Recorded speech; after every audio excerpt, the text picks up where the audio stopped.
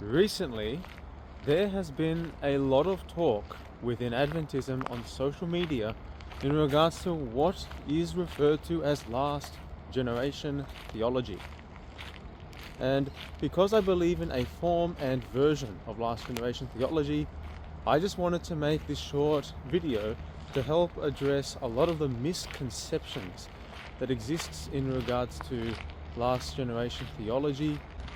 especially with it being the case that there does exist some variants and variations of last generation theology, and even some straw man attack misrepresentations of it that if anyone actually believed in and affirmed, I would be concerned. To summarize what last generation theology teaches in a paragraph, last generation theology is the idea that before God can allow the outpouring of the latter rain and the chain of events to occur that will result in the second coming of Christ, God is seeking to raise up a high enough group of Christians who have allowed God to transform them so much through their faith that they will be able to 100% trust in God during, and therefore completely abstain from sinning during the entire duration of a period of time where their faith will be greatly tried and tested, resulting in the vindication of the love, righteousness, and fairness of God's character and moral requirements, the falsification of accusations of Satan, and the attainment of evidence that God needs to make sure that no future generation of creatures will ever walk down the path of sin and accusing God that Satan walked down, leading many along with him to that path of destruction. What you see on the screen now is a chart of some statements that I believe that a correct and biblical understanding of last generation theology will affirm as being true. Please pause the screen if you would like to have a full read of it, and zoom in on the YouTube video if you need to. And what you see on the screen now is a list of facts that a correct and biblical understanding of last generation theology will deny as being true. It is important that we use a biblical understanding of what the word grace means and not an unbiblical definition of the word grace when interpreting and trying to understand the Bible,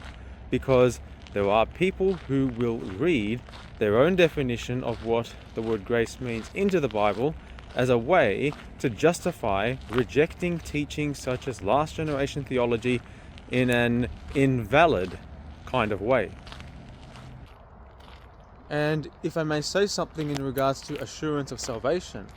because I think it's very important for us to have assurance that God will give us complete salvation from sin and its wages and give us eternal life.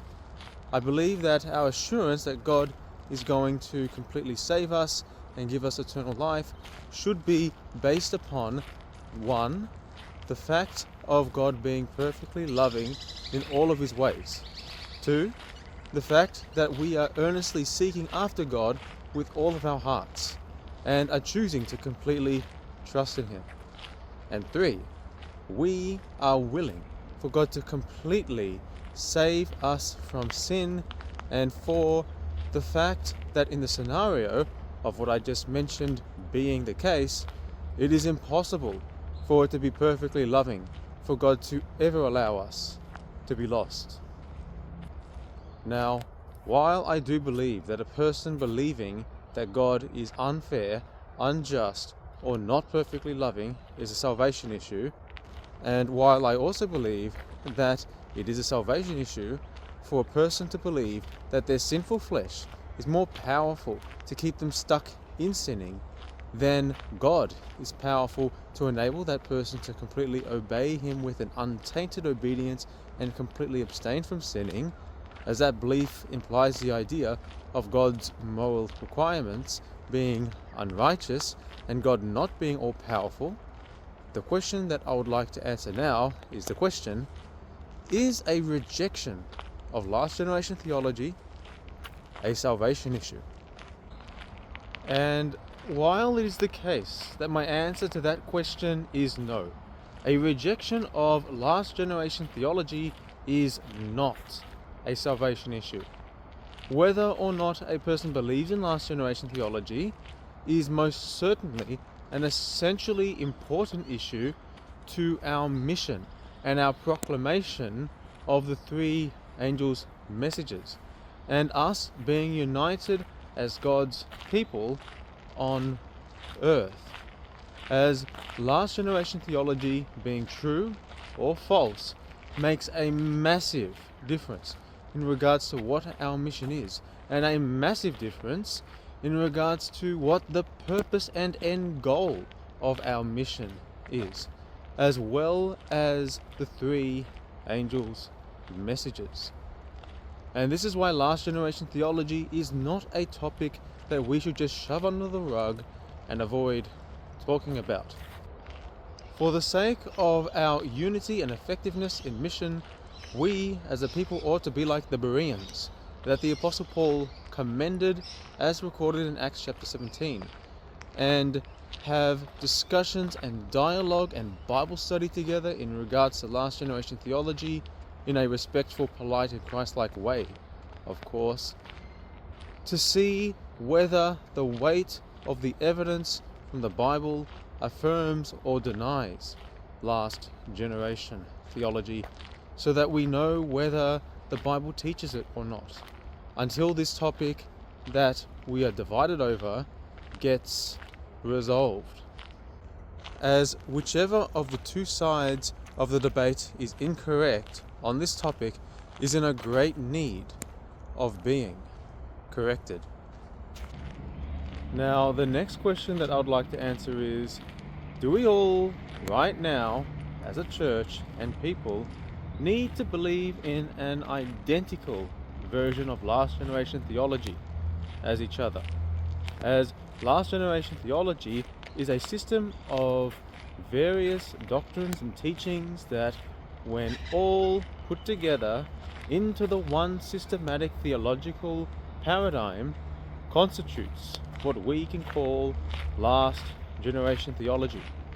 Or is it the case that there does exist some leeway and opportunity for us to have a degree of variation in our understanding and view of last generation theology, with there only being some specific parts of last generation theology that we need to be 100% united on? These charts that you can see on the screen right now describe the parts of last generation theology that I believe it is essential for us to be united on, as well as some other doctrines and teachings that we don't need to believe identically with each other in regards to,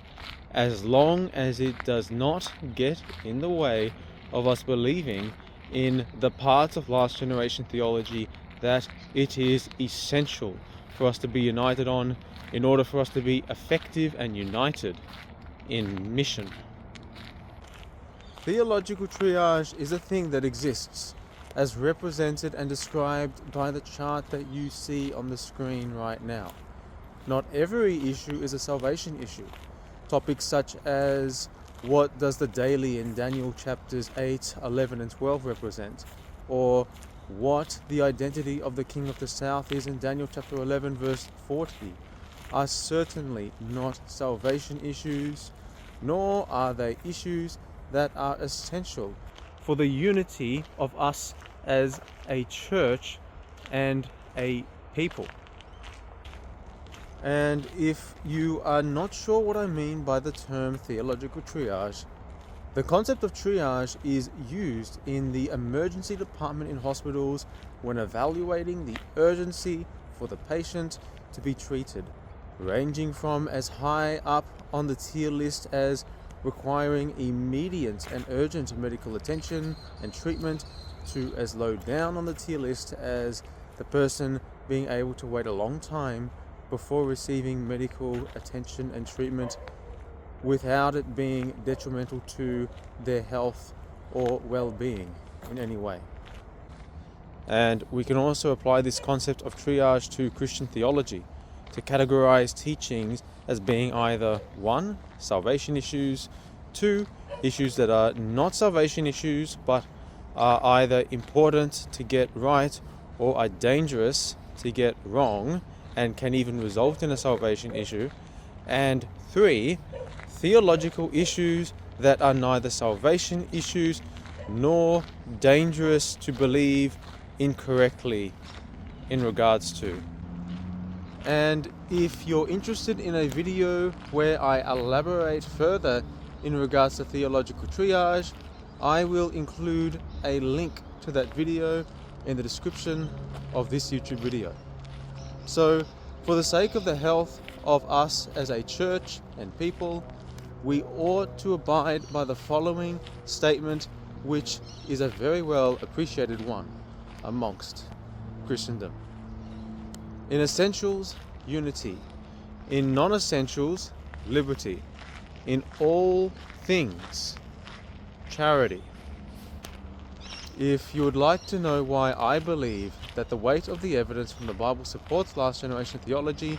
and why I believe that we can apply a forensic science and abductive reasoning approach to try to identify whether the intended meaning of the Bible teaches last generation theology, in the same way as how a detective would apply a forensic science and abductive reasoning approach to a crime scene and all of the available evidence to identify who the criminal behind the crime scene is in the most reliable way possible, please check out the following YouTube playlist and series of videos that you can see on the screen right now. And if you're interested in discussing last generation theology with myself, please feel free to do so in the comment section below or by sending me a message on my Expositor of Truth Instagram or Facebook page. Thank you for watching.